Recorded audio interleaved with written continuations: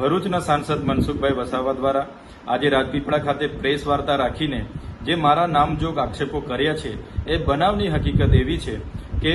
ભરૂચના એક પત્રકાર ગૌતમ ઢોડિયા દ્વારા સાગબારા મામલતદારને ફોનથી ધ્યાન દોરવામાં આવે છે કે સેલાંબા ખાતે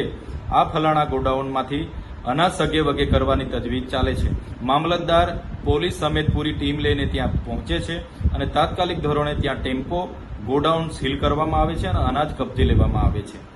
આ અનાજ એ ભાજપના કોન્ટ્રાક્ટર મનીષ શાહ, જેમનું કોન્ટ્રાક્ટ 6 જિલ્લામાં છે, ગુજરાતના છોટાઉદેપુર, નર્મદા, ભરૂચ, વલસાડ, તાપી અને ગાંધીનગરમાં એ મોટા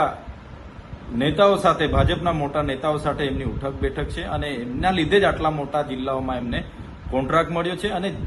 જે ગોડાઉન ત્યાં પકડાયું છે એ સેલાંબાના સચિન શાહ નામના વ્યક્તિનું ગોડાઉન છે ને એ અનાજના કૌભાંડમાં એ બંને જણની મિલીભગતથી વર્ષોથી આ ધંધાઓ ચાલે છે।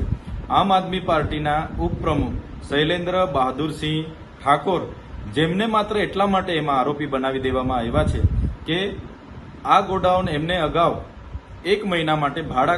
આપ્યું હતું, જેનો કોઈ કરાર કે કોઈ પુરાવા સચિન શાહ કે મામલતદાર કે પોલીસ પર આજે પણ અવેલેબલ નથી। અને બીજા જે આરોપી કોંગ્રેસના આનંદ વસાવાને બનાવવામાં આવ્યા છે, એમનો વાક એટલો છે કે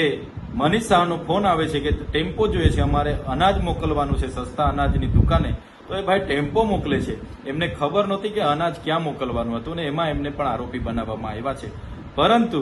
દર વખતની જેમ કૌભાંડો બહાર આવે એટલે પોતાના નેતાઓને બચાવ કરવામાં બહાર આવી જતા સાંસદ મનસુખભાઈ વસાવા અને વોટ્સઅપ યુનિવર્સિટી ભાજપની આ વખતે પણ એવા જ પ્રયાસો કરી રહી છે। આ સમગ્ર કૌભાંડમાં એમના મનીષ શાહ, જે મહામંત્રી ભાજપાના હતા, અને ત્યાંના સચિન શાહ નામના વેપારીનું કૌભાંડ હતું, છતાંય ભાજપા આજે આખું કૌભાંડ આમ આદમી પાર્ટીને કોંગ્રેસનું છે એમ કરીને સાબિત કરવા માંગે છે। પણ જે તે વખત